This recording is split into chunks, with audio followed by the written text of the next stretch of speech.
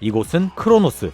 인간 같아 보이지만 생명을 가진 로봇들이 평화롭게 사는 별입니다. 그러나 역시나 등장하는 적. ガデス様のおなり永遠の命の源ハイリビードがこのクロノス星にあるということが分かったのだ。 영원한 생명의 근원인 하이리비드의 비밀이 크로노스에 있다고 말하는 적의 수장 가데스. 그리고 그 비밀을 알고 있는 이 남자를 찾아야 한다고 하는데요. 그렇게 겐드라 군단의 공격이 시작됩니다. 한편 가데스가 찾고 있는 남자 키라이가 자신의 아들 롬스톨 그리고 블루제트 로드드릴에게 한창 천공 주심권을 전수하고 있습니다.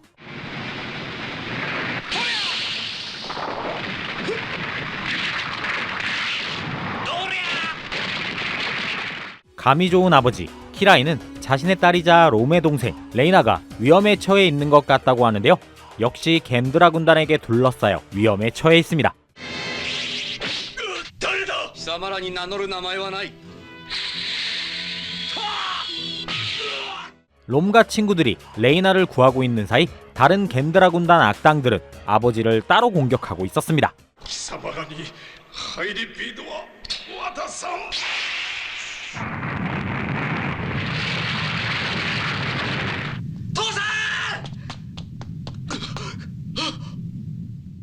뒤늦게 도착한 롬과 친구들. 아버지는 검을 주며 겐드라 군단에 맞서 싸워야 한다고 합니다. 그리하여 시작된 롬의 첫 합체.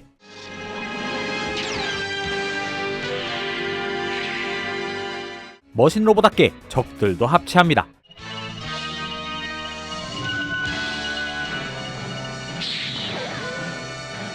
주인공도 질 수 없음.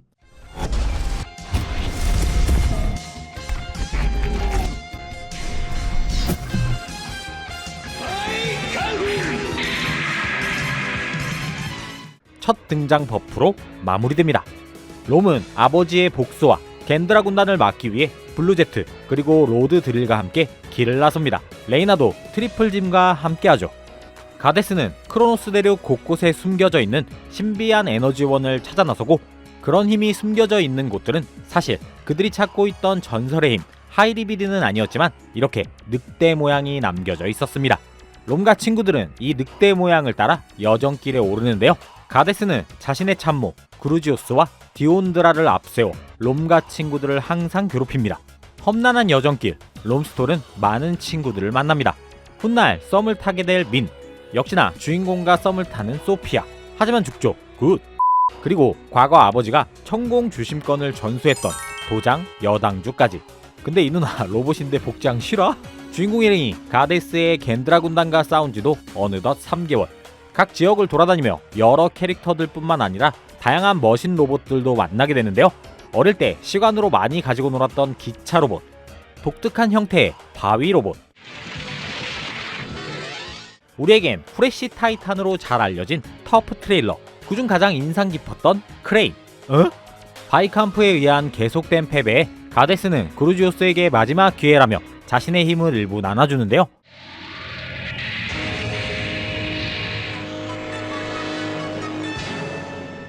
이 힘을 이용해 그루지오스는 레이나를 납치하고 롬을 유인합니다. 동생을 구하러 갔다가 시공조화로 빨려 들어가 탈탈 털리는 롬.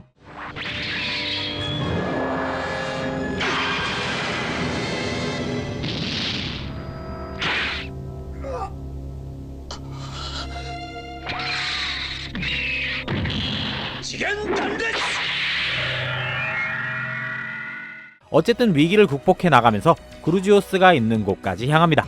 이들의 전투.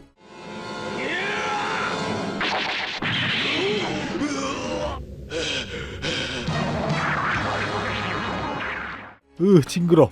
바이칸 bomber킥으로 마무리하는 듯 했으나 여전히 죽지 않은 그루지오스. 이때 마을 촌장이 신비한 힘이었던 미니 블랙홀을 시전하며 다행히 그루지오스는 끝없는 우주의 공허 속으로 빨려 들어가며 퇴장합니다. 크로노스의 가장 번화한 도시 에메랄드 시티. 이곳 중심에는 거대한 공장이 있었고 이곳에서 발생된 에너지로 도시는 번영했습니다. 겐드라 군단은 이곳의 에너지원은 곧 하이리비드라는 착각을 하게 되고 침공하는데요. 이곳을 지키고 있던 것은 5명의 랜드 커맨더. 겐드라 군단의 공격이 시작되자 이들은 합체합니다.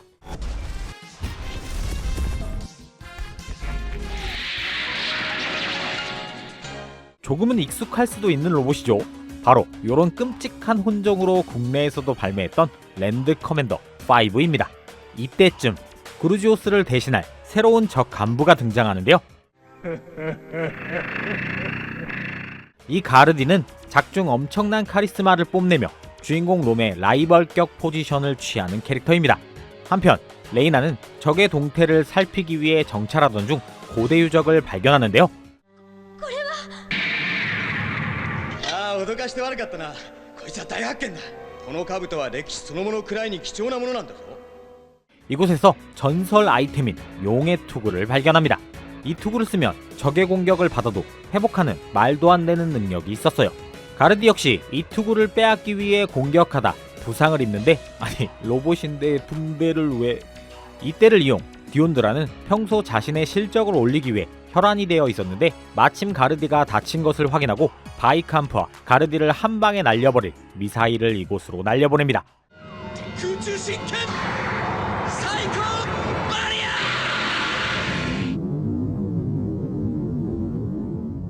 다행히 아무도 죽지 않았죠. 우주에서 조난 신호가 잡힙니다. 롬은 우주에서 누군가 우리의 도움이 필요한 것 같다며 셔틀을 타고 출발하는데요. 하지만 이것은 블랙홀에 빨려 들어가 망령화 상태가 되어 있던 그루지오스의 함정이었습니다. 約束通り俺は帰ってきたぞ。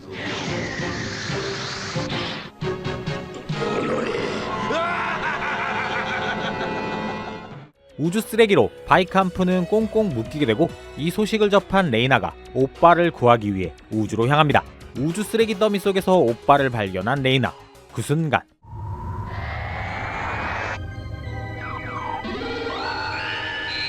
宝石超人の一人ダイヤマンさ。 바이캄프는 정신을 차려 데빌 사탄 6 몸속에 들어가 있는 그루지오스를 튕겨냅니다. 그루지오스는 다음을 기약한다고 하며 사라지는데, 이렇게 어디서 등장했을지 모를 보석 로봇 다이아맨은 자신과 같은 보석 로봇이 더 있다고 말하는데요. 바로 엠버맨. 엠버맨은 하이리비드의 비밀을 알고 있는 로봇이지만 싸움을 너무나도 싫어해 아주 오래전부터 혼자 고립된 삶을 살고 있다고 하는데요. 비밀을 풀기 위해 그에게로 향한 롬과 친구들. 헌데 엠버맨은 접근한 주인공들과 겐드라 군단까지 싹 다 잡아 묶어둡니다. 一体何度愚かなことを繰り返せば目が覚めるのだ。お前たちはもう誰も信じぬ。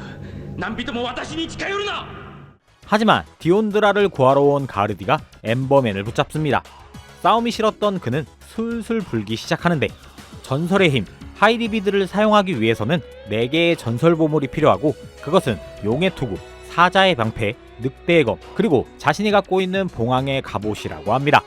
다행히 레이나와 동료들이 등장해 바이캄프를 풀어주고 가르디와 대치하는 바이캄프. スライディングサンダ 블레이진이 바로 런치는 가르디. 엠버맨은 롬에게 소중한 동료들이 있다는 건 평화를 진정으로 원하는 인물이라 생각해 봉황의 갑옷을 전달해주고 동료로 합류합니다. 얼마 후 그루지오스는 주인공 진영에 있는 로봇 몸속에 들어가 잠입, 레이나의 몸속까지 침투해 투구와 갑옷을 빼앗아 달아나려 합니다. 2つの秘宝は確かにいただいたぞ。レイナ、どうしたんだ。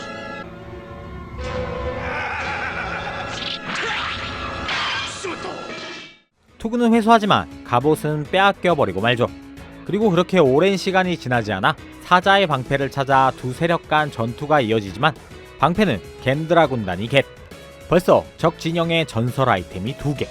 정말 다행히도 주인공들은 다음 여정지에서 4번째 전설 아이템 늑대의 검을 회수, 각 진영에 2개씩 나눠 가진 상태가 됩니다.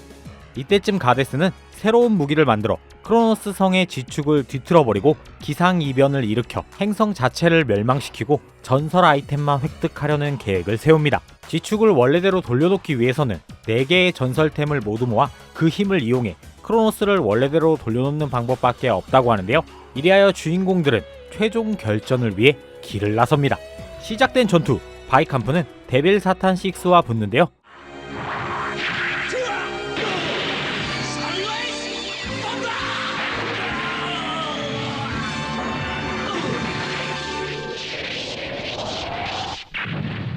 이 혼란을 틈타 또다시 그루지오스는 주인공 진영의 로봇으로 기생, 전설투구와 검을 빼앗아 달아납니다.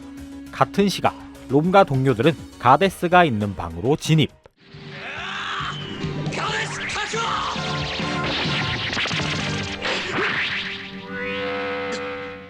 그러나 이 역시도 가데스가 파놓은 함정. 이곳에서 롬과 가르디가 싸우려고 하는데 충격적인 반전이 나옵니다. お待ちいいのかいお前の兄さんだよ兄さんを殺すつもりかい兄さんを殺すつもりかい 모두가 충공갱, 천공 주심권의 소질을 높이 산 가데스가 어릴 적 가르디를 납치, 세뇌하여 정신 컨트롤을 해왔던 것이었죠. 둘은 형제였지만 각자의 위치에서 싸움을 시작합니다.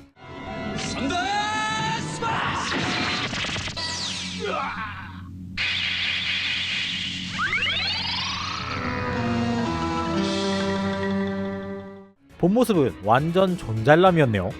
그루지오스의 하드캐리로 이로써 전설의 힘, 하이리비드를 사용할 아이템을 모두 모은 가데스. 가데스는 자신이 왜 이 힘을 갈구했는지 이야기하는데요.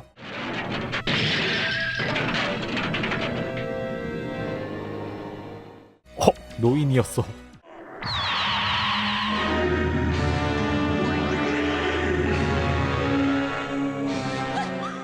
충성했던 그루지오스는 가데스에게 흡수당하고 붙잡힌 레이나 역시 흡수당하려고 하던 그때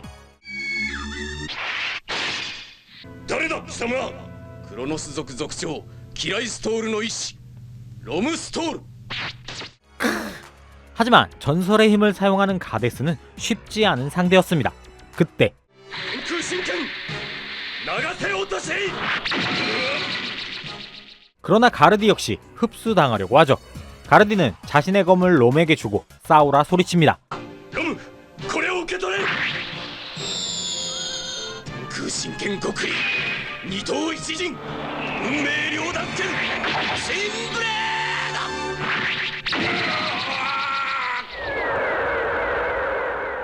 롬은 하이리비드 풀셋을 장착하고 크로노스의 지축을 원래대로 돌려놓습니다. 이렇게 가르디의 희생으로 주인공들은 평화를 되찾습니다. 우주 곳곳에 어둠의 힘이 뻗치는 곳, 롬은 도움을 줘야 한다며 우주로 떠나며 바이캄프, 머신로봇 크로노스의 대역습은 행복한 엔딩을 맞이하게 됩니다. 오늘 소개해드린 작품 머신로봇 크로노스의 대역습은 1982년 반다이의 자회사인 완구회사 포피에서 제작했던 머신로봇 시리즈를 기반으로 제작된 애니메이션입니다. 당시에는 트랜스포머나 다이아클론 같은 변신 로봇 완구들이 인기가 있었고 그 인기에 힘입어 매출 증대용 애니메이션들이 많이 나왔었습니다. 이 머신 로봇도 반다이에서 우리도 애니메이션 하나 만들어서 매출 좀 더 늘려볼까? 하는 취지로 이 애니메이션이 제작됐죠. 하지만 사실 디자인의 경우만 머신 로봇에서 차용됐고 실질적인 스토리는 완전히 오리지널 애니메이션으로 제작됐습니다. 애초 반다이에서 기존에 나왔던 완구들 위주로 애니메이션을 제작해 판매 증진만을 기대한 것과는 별개로 오리지널 주인공 로봇 바이캄프를 선보임으로써 머신 로봇 시리즈보다는 이 바이캄프의 인기가 더 쏠렸습니다. 해서 반다이는 중간중간 애니메이션 제작진들에게 개입해 기존에 나와있던 완고들 위주로 스토리를 늘려라라는 요청을 끝없이도 많이 했다고 하네요. 덕분에 스토리는 중간부터 약간 산으로 가게 되고 조연급의 비중이 커지게 되며 이것도 저것도 아닌 애니메이션으로 전락한 비운의 작품이 됐습니다. 하지만 그럼에도 불구하고 그 시절 말도 안 되는 작화, 바이캄프의 스타일리시한 격투 모션과 주인공의 간지나는 멘트, 그리고 매력적인 안드로이드 역캐들의 하드캐리로 나름 매니아층이 지금까지도 남아있는 명작이긴 하죠. 국내에서는 대형 팬더의 전신인 대형 비디오에서 수입해 들어와 머신 로보트라는 이름으로 많은 인기를 끌기도 했습니다. 90년대 그 시절 문방구에 가보셨으면 요런 박스 한 번쯤은 보셨을 거라고 생각되는데요. 가끔씩 투사 고디안과 헷갈려 하시는 분들도 계시지만 좀 더 나중에 나온 작품이 이 바이캄프라고 생각해 주시면 좋을 것 같네요. 자, 오늘 제가 소개해드린 작품 머신 로봇 크로노스의 대역습, 이 바이캄프는 여러분들에게 그 시절 어떤 기억을 남겨놓았었나요? 댓글로 여러 추억 공유해 주시면 감사하겠고요. 저는 또 다음 영상으로 인사드리도록 하겠습니다. 지금까지 얄리 아재 비디오 얄리였습니다. 아재